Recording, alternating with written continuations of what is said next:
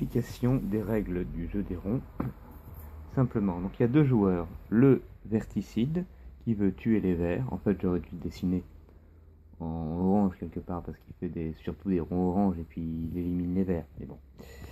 Le orangicide qui veut tuer les oranges. Alors, avant de tuer qui que ce soit, ils vont fabriquer tous les deux un seul ensemble qui sera un ensemble bicolore. Qu'est-ce qu'un ensemble bicolore? En gros, c'est un ensemble qui s'écrit comme les ensembles classiques avec des accolades, sauf qu'il y a des accolades, des paires d'accolades correspondantes orange. Ce sera des ensembles qui seront entourés par des paires d'accolades correspondantes orange seront des ensembles orange, des ronds orange, et ceux qui seront entourés par des accolades vertes seront les ronds verts. Hein, en gros, c'est très simple, il y a des ensembles primitifs, c'est-à-dire correspondant à l'ensemble vide, qui est le rond vide orange et le rond vide vert. Ils s'écrivent, ça c'est la version accolade, ça c'est la version rond. C'est la même chose. Et puis après, on peut imaginer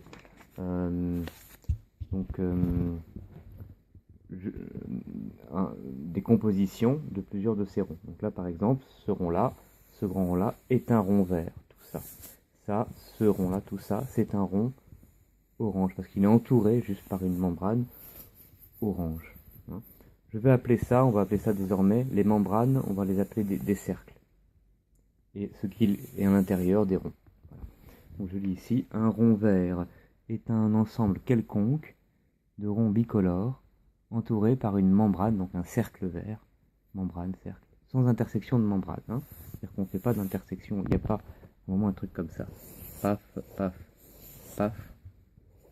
Ça, il n'y a pas. Il y a une intersection, c'est pas comme ça.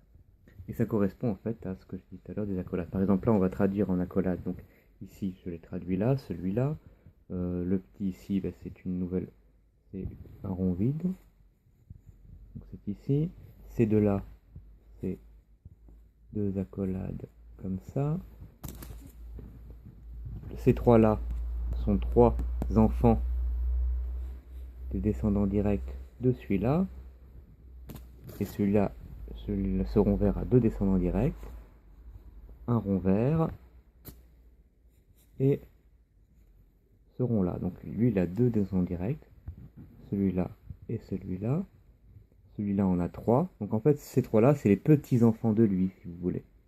Et ce sont les ronds verts, les ronds verts ou les ronds orange sont des ensembles au sens mathématique, car quand il y en a deux qui sont les mêmes, par exemple là, ces deux-là ne sont pas les mêmes, mais si je fais comme ça, et que je mets un rond à l'intérieur ici, voilà, ces deux-là, même s'il est plus petit, même c'est orange, ces deux-là sont représentés comme ça. Il y a lui et lui, entouré par des accolades. Ça, c'est la même chose que ça et que ça, donc on le compte qu'une seule fois. Car cet ensemble-là ne peut pas contenir de jumeaux. En mathématiques, c'est comme ça, dans la théorie des ensembles. Donc là, maintenant, vous savez ce que c'est qu'un bon rond, un ensemble bicolore. Eh bien, que va-t-il se passer dans la seconde phase? Dans la première phase, déjà, tout d'abord, j'ai juste oublié de vous dire que dans la façon de noter entre accolades, on peut permuter l'ordre des fils, c'est-à-dire que ce fils-là, je peux très bien le mettre au tout début. J'ai pas le droit d'intervertir n'importe comment, parce que ça fait pas le même ensemble, mais les fils, je peux les permuter. Après, les fils des fils, je peux les permuter entre eux dans le même descendant. Voilà. Eh bien, la partie peut commencer. Elle va commencer tout simplement. Chaque joueur va placer alternativement un rond ou une paire d'accolades, si vous voulez. Les mathématiciens feront des accolades. Il y en a un qui fera des crochets, l'autre des parenthèses, si on veut, ou il y en a un qui fera ou des ronds verts et l'autre des ronds oranges, mais ils posent alternativement, chacun pose un rond. Le verticide peut poser un vert ou un orange, peu importe, et l'orangicide peut poser un orange ou un vert.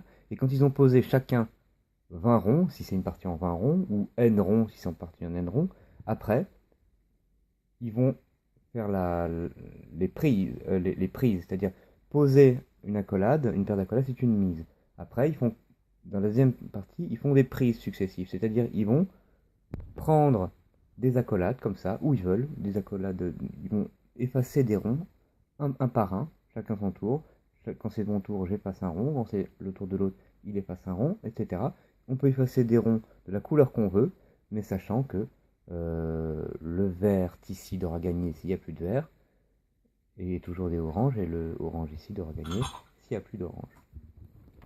Et donc je m'allume cette cigarette, et donc là, le jeu et les règles du jeu sont terminées. Il faut juste préciser le pronostic. Qu'est-ce que c'est le pronostic? Donc pour préciser le pronostic, d'abord il faut parler du score. Le score c'est simple. S'il reste X rond orange, eh bien le joueur orangicide a X points et le joueur verticide a moins X points. Les deux joueurs ont un score opposé. Mais après qu'ils aient fait la pause, une fois qu'ils vont commencer à prendre des ronds et non plus en mettre, eh bien il va se passer qu'ils vont faire un pronostic. Et si aucun des deux n'a un bon pronostic, peu importe, la partie, les points des deux sont des quantités opposées. Il y en a un qui a X, l'autre moins X à la fin de la partie. Mais si le pronostic de l'un des deux est bon, eh bien, il élève son score au carré. Par exemple, s'il a pronostiqué moins X, de perdre moins X et qu'il perd vraiment moins X, eh bien du coup, il a plus X au carré. Par exemple, j'ai pronostiqué de perdre par moins 2, eh bien, si c'est vraiment le cas, eh bien j'aurai 4 points.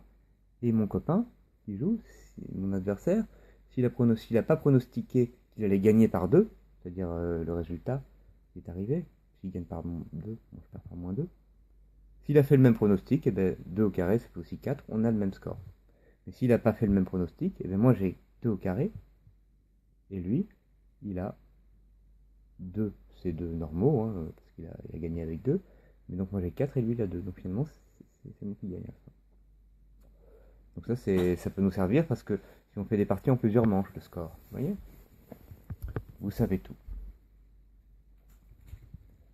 Si tu pronostiques par contre de gagner, par exemple tu gagnes par 5 ronds, tu fais une partie en 100 ronds, et tu dis je vais gagner par 5 ronds, à la fin quand vous avez posé les ronds, et tu gagnes, bien, tu gagnes 25. Et si jamais, alors là si l'autre est malin, il peut dire, mais moi je pronostique que je perds par moins 5, comme ça, ben, t'as pas intérêt à gagner, parce que sinon son pronostic va se réaliser et puis vous serez égalité. Il vaudra mieux le battre. Voilà. On va faire un exemple de partie juste en 4 ronds. Non, on l'a déjà fait, la chérie. On a fait la vidéo avant. Elle est vexée parce qu'elle a perdu. T'as la dent dure, hein. On a fait en 4 ronds. C'était rien, c'était juste pour montrer.